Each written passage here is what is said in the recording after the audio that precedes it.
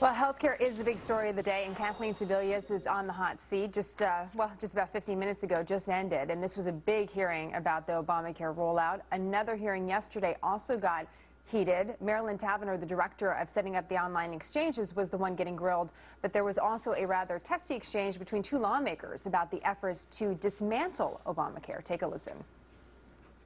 What are you going to do about the approximately 17 million children with pre-existing conditions who can no longer be denied health insurance coverage? Will the gentleman yield?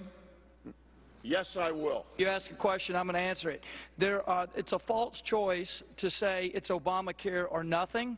There are numerous proposals, including the one that I'm a co-sponsor of. I yield back. It deals with pre-existing conditions. You can sit there and say that you had a legitimate alternative after these years. We've gone through 44 votes, 48 votes now, of you trying to dismantle this legislation. You call that cooperation? I don't. Will the gentleman yield? I don't call that cooperation. You're asking questions. Right, no, the gentleman's time has expired. It's redundant. Well, the congressman that stayed in his chair, Congressman Tim Griffin, joins us now. We also reached out to Congressman Bill Pascrell, who's been a friend of the show and has come on frequently. His office said he had a scheduling conflict today, so we look forward to talking to him. In the meantime, Congressman, it's great to have you on the program. Thank you for having me. What happened after that? Did you two have a chit-chat afterwards? We were wondering what was going to happen next. No, actually, look, I don't think anyone on the committee really considered those antics to be serious. I think that was more for the camera, and apparently it worked.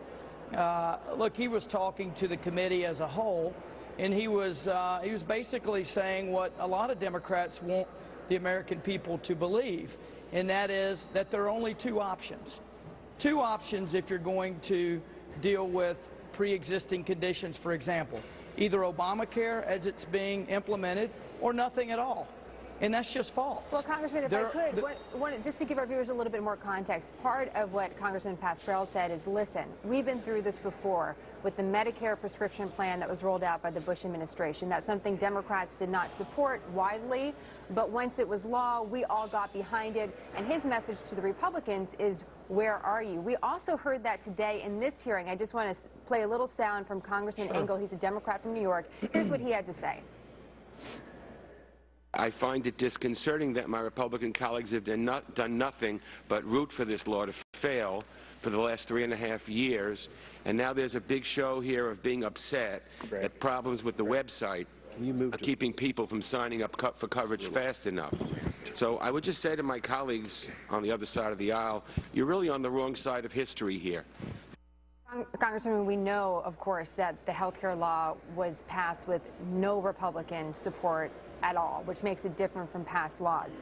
Do you think, though, should the fix to this law be bipartisan? Do you think that's part of what could be good for the country now? Well, I'd say a couple things. First of all, the website is just a symptom. Eventually, I believe, they will get the website fixed at some point.